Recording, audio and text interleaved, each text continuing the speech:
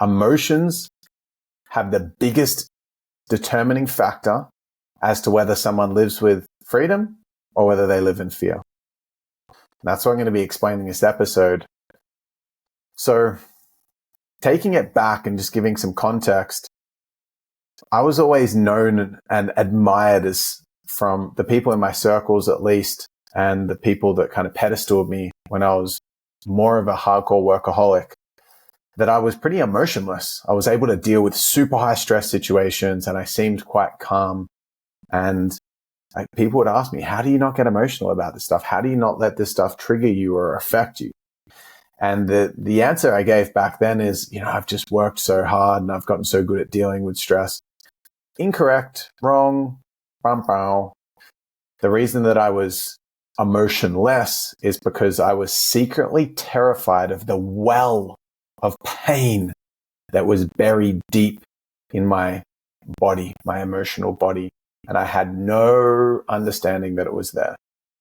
And I had no interest in finding it either, because I couldn't see through the way that I viewed the world, the problem and the problems that existed without emotional health. I didn't see the utility in it. What's the point of feeling emotions? It's just going to stop me from being more successful. It's going to impact my productivity. I'm going to become softer. How is that going to help me in any way succeed more, achieve more, go bigger, get to the end of my life knowing that I've given every last breath to uncover my potential in life? How are emotions going to help that? And the answer is they won't. They won't feed that deep, insecure, fear-based drive that used to consume my entire set of priorities and motivation in life. Because I was driven by the fear that I wasn't lovable for who I was. And instead, I needed to become somebody that was worthy of love. And I didn't know this at the time, but that's what was driving for me. And that gave me the ability to be so driven by control and fear that my emotions were completely suppressed. And again, people in my life would praise me for this. But there were consequences under the surface that I didn't even know about. One was I ended up getting adrenal fatigue. So my adrenals completely, they kind of like faded out or overdrived and then depleted to zero.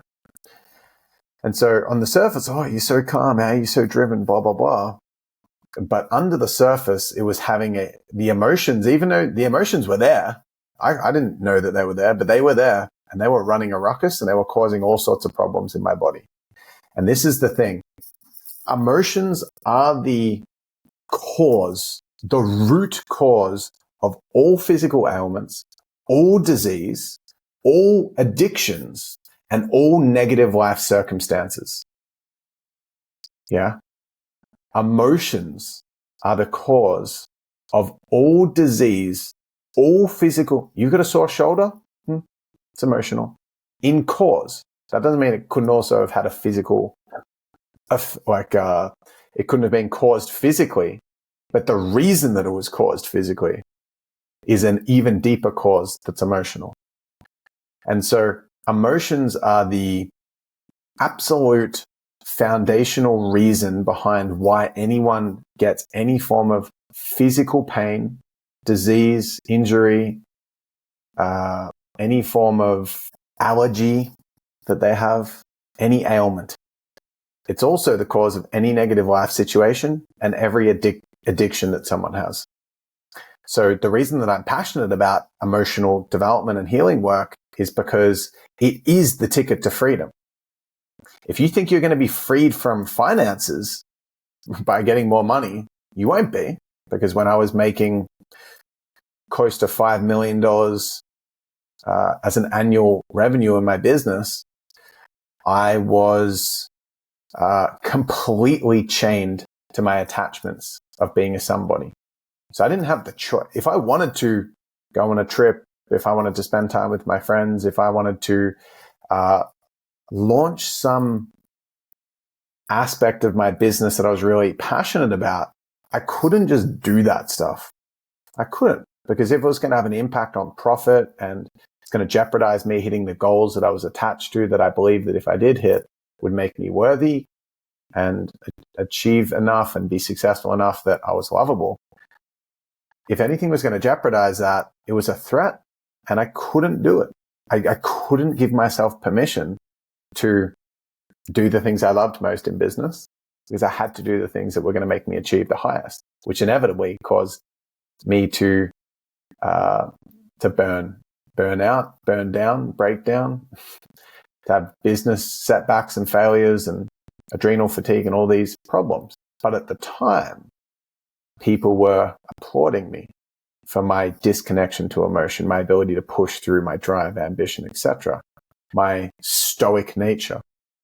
But under all of that was intense emotional suppression. Why would I want to suppress my emotions?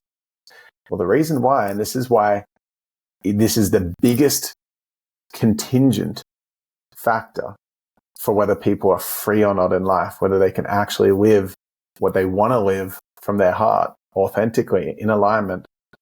The reason it's emotions is because when people have an inability to express themselves emotionally and a fear of feeling, even if those emotions aren't controlling your life by what you see, like you're feeling this and feeling that everywhere, under the surface, it's dictating all of the unhealthy patterns and behaviors in your life.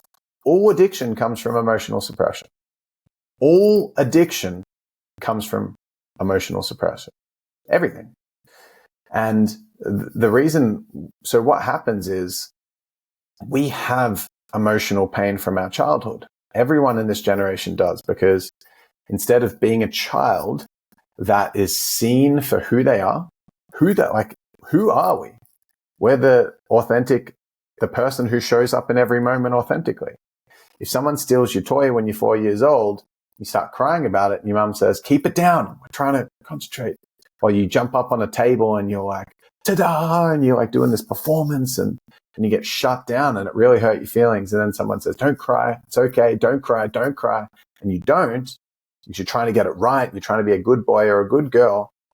The emotion was there, it was just an incompleted cycle.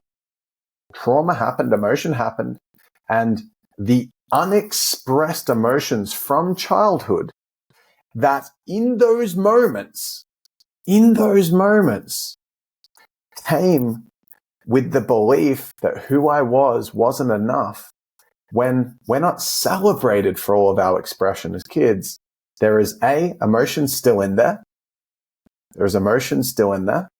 And there is also, because it wasn't felt back then, it was suppressed and it's stuck in there.